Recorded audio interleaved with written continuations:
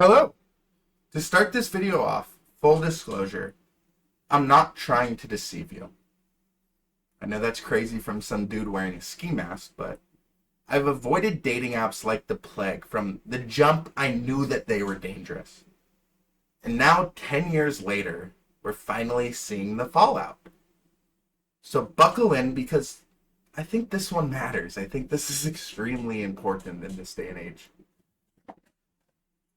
Dating apps like Tinder, or Bumble, or Hinge, they all look like different brands from the outside, but underneath, they're casinos. Except you're not gambling for money. You're gambling for love. You're gambling for compassion. You're gambling for companionship. For intimacy. For attention. For emotional security. Whatever. And that makes them more addicted than any slot machine ever built. Some people value love more than money. I guarantee you, a lot of people, if not everybody, values love more than money. If you give somebody infinite money but tell them that they have to be alone, they won't be happy for too long. Some people would trade anything just to be wanted, to feel wanted. And that makes this game so dangerous. Because in this casino, the house always wins. Let's start with speed. Speed is king in dating apps. They're designed to make you decide if somebody is worth your time in under 30 seconds. Let me repeat that. These apps are training you to judge your future partner, your future mate, your future bearer of your children in the same time it takes to make a Keurig coffee. Let me repeat that again. 30 seconds to choose who you're gonna be with for the rest of your life. And nobody questions it. Because it feels normal now. And if you want me to go into that, take a look at my last video, but take a step back. Really, step back and think. What choice in my life that actually matters do you decide in 30 seconds willingly? Do you decide what house to buy in 30 seconds? Do you decide what job to work in 30 seconds? Do you decide your major? Do you decide going to college, whether you should or shouldn't in 30 seconds? Of course not. But this person who might be the parent of your future child, yeah, let's swipe right and just hope for the best. This seems like a good decision. Boop, easy. But that's the illusion of choice. Dating apps pretend to have just infinite options depending on where you are, or if you're just like an addict and you're just swiping right all the time, maybe you'll get to the end of the list, but odds are you won't. In big cities, it just feels like a bottomless pit of potential partners, and you just swipe, and you just swipe endlessly, because here's the cost of that illusion. You develop a really quick habit of just judging people extremely quickly. Nope, that one's too ugly. That one doesn't fit my weight requirement. Or, oh, that one has a dog. Oh, that one. Like, you're just making these blanket judgments on people without knowing anything. And you start just trusting people less, because odds are you look at what you're doing. You're trying to find love and compassion, something that's very hard to find in such a weird, odd landscape. Of course it's not going to work out. Like, odds are it's not going to work out.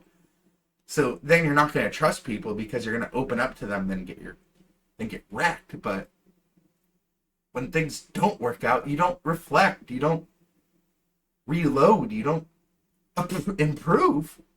Your brain doesn't get a chance to process the disappointment of being left on red or the joy of finding somebody who you really feel love towards and you feel comfortable and that makes you feel good. You don't have a chance to process any of that. And that's not by accident. It's literally the product that you're using. You're being trained not to feel. You're being trained to only feel abundance. And what do you lose when you can just always escape? When somebody says something rude to you, you don't have to work through it on these apps. You just ghost them.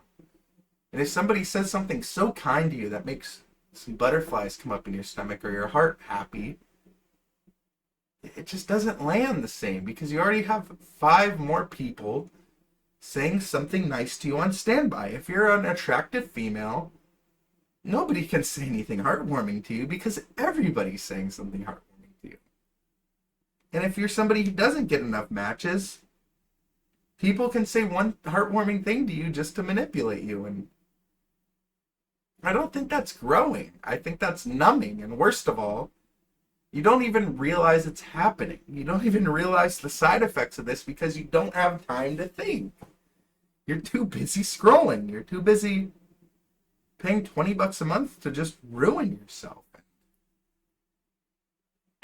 The app keeps you chasing that next hit of validation, just enough to forget what real connection even feels like. There's a word I'm trying to remember earlier when describing this, but like, I think it boils down to just belonging.